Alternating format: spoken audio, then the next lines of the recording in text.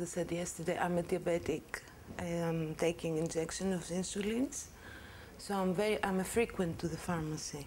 This is the pharmacy of my neighborhood.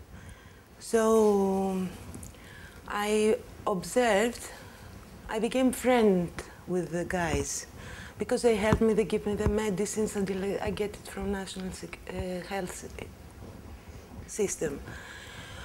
And so I was going there and spending time there with them.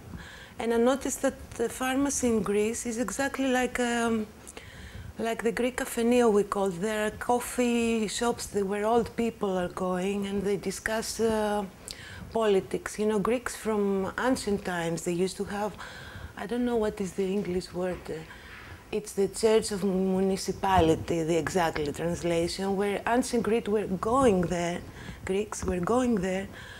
discussing politics. If you go to Omonia Square, which is a central square in Athens, you will see small groups of people discussing politics. Politics is very much inside Greek people, it's in their mentality. So the same thing happens in the pharmacy. And I think, I don't know if I made the thought that this doesn't happen in other countries, that pharmacy is something more impersonal. You go there, you take the medicine, you leave. You don't have to be friends or discuss what is going on. So that was the first intuition, what is the word? That was the first thing. So I took the camera and I sat there for a long period, filming mostly discussions between the clients and the pharmacians, anyway, the guys that don't have the pharmacy. And this is how it happened. I had a lot of stuff of football discussions I didn't use, and a lot of stuff of politic discussions. But I didn't use this stuff with the clients because when I was editing, I saw that what I wanted to show was better coming out through the relation of the two people in the pharmacy that owns the pharmacy. I always like the sweet bitter style, and I like it to watch it in movies, even in fictions or in documentaries, and I like it to do it like that. Whatever I've done in my life has these two parts in it. Pure comedy I really don't like, but this in between. So I didn't want to make something so seriously about, and also Greek people, we're not famous about it, but we have a lot of humor. And this is the way we cope with the problems. So I couldn't exclusive that from the film. And one of the reasons I chose these two characters was that Christos has a lot of humor. And if you see during the movie, in the beginning, you see that they have some, arguments about the medicines and if he ordered more or less. But they cope with that with the humor. But as the time goes by, this humor fades out because of the situation, and the atmosphere is changing. And this is what I observe in my country, and I don't like.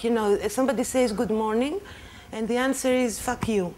It's going like that now. You're driving and you're making 5 quarrels until you arrive at home. So this is a part I want to show. I don't know if it comes out from the film, but it was my intentions. As for the black and white,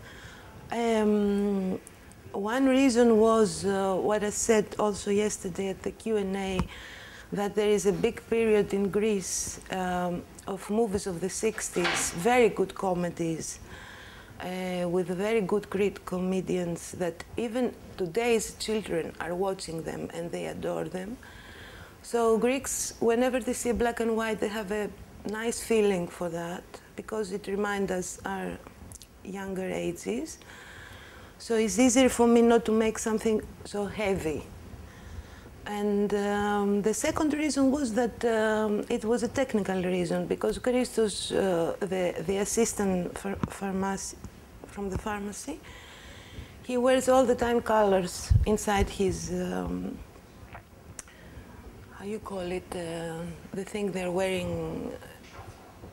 They were wearing a robe, and inside they're wearing their clothes. So his clothes is always pink or yellow or lila or orange. So I couldn't cut easily from scene to scene, because, you know, I had material from 3 years.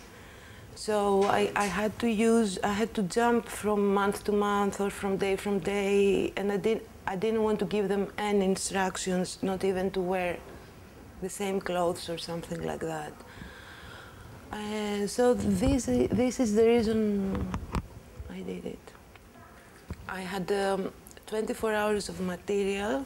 I don't know how many days. I can't count them, because there were days I was going there and nothing was happening, and I wasn't shooting. So I can't remember the days. And in between, I did another documentary, and so I can't remember the days.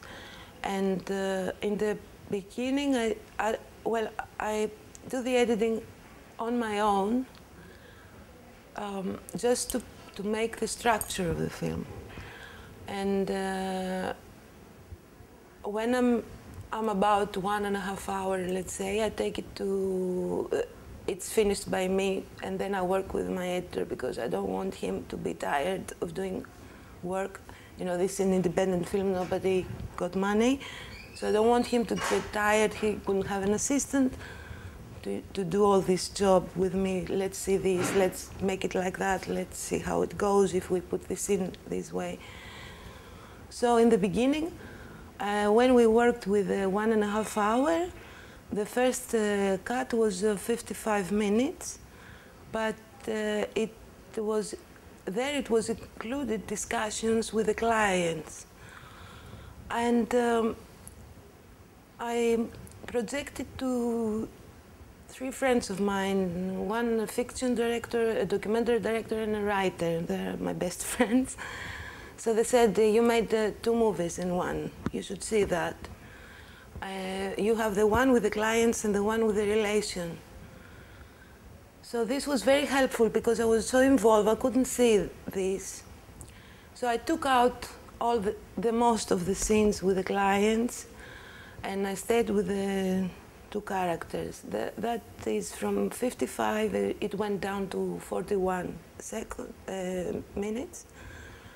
So this is how the duration of the film